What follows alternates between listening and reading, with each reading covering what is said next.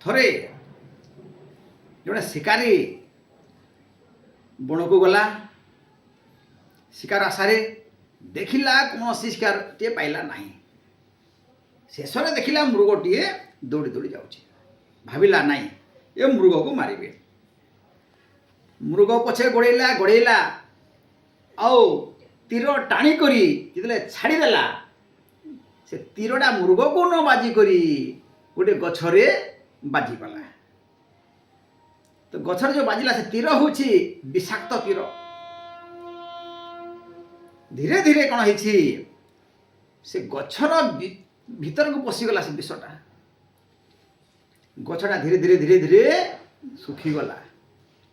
ତ ଗଛରେ ଯେଉଁ ଚଢ଼େଇ ମାନେ ଥିଲେ ସେମାନେ ଦେଖିଲେ ଗଛରେ ତ ପତ୍ର ନାହିଁ, ଶୁଖିଗଲା, ଫୁଲ ନାହିଁ, ଫଳ ନାହିଁ, ତାଙ୍କର ଖାଇବା ପାଇଁ ମଧ୍ୟ ନାହିଁ, ବାସ ପାଇଁ ମଧ୍ୟ ନାହିଁ, ବସା ମଧ୍ୟ ବାନ୍ଧି ପାରିଲେ ନାହିଁ। ସବୁ ଚଢ଼େଇ ଗଛ ଛାଡ଼ିକରି ଚାଲିଗଲେ। ବୁଢ଼ା ଚଢ଼େଇଟିଏ ମଧ୍ୟ ରହୁଥିଲା। ତାକୁ କହିଲେ ଯେ ଚାଲ ଆମେ ସମସ୍ତେ ଏ ଗଛ ଛାଡ଼ି ପଳେଇଯିବା।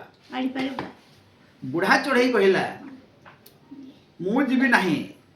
ଏଇ ଗଛରେ ଜନ୍ମ ହେଇଛି, ଏଇ ଗଛରେ ମରିବି, ଏଇ ଗଛ ହେଉଛି ମୋର ମା, ମୁଁ ଯିବି ନାହିଁ, ତୁମେ ସମସ୍ତେ ଯାଅ।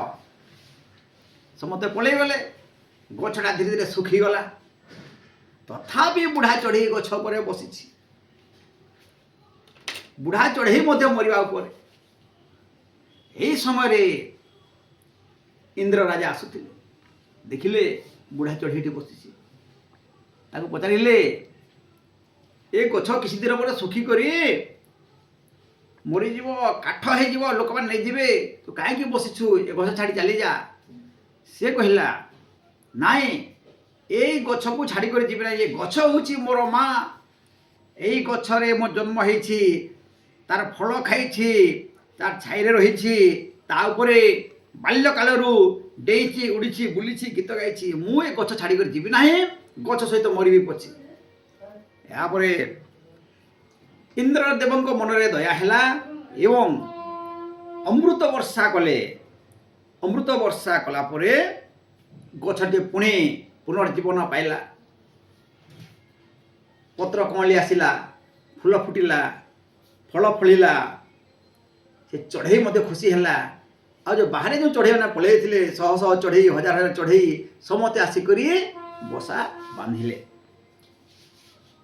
ଠିକ୍ ସେମିତି ଆମେ କେବେ ହେଲେ ମଧ୍ୟ ଘରର ଅବସ୍ଥା ଯଦି ଖରାପ ହେଲେ ଆମେ ଛାଡ଼ିକରି ଯିବା ନାହିଁ।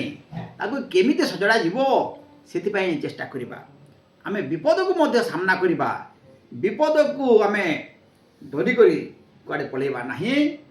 ସବୁବେଳେ ସାହସ ବାନ୍ଧିକରି ଧର୍ମକୁ ରକ୍ଷା କରି ଆମେ ସମସ୍ତେ ରହିବା।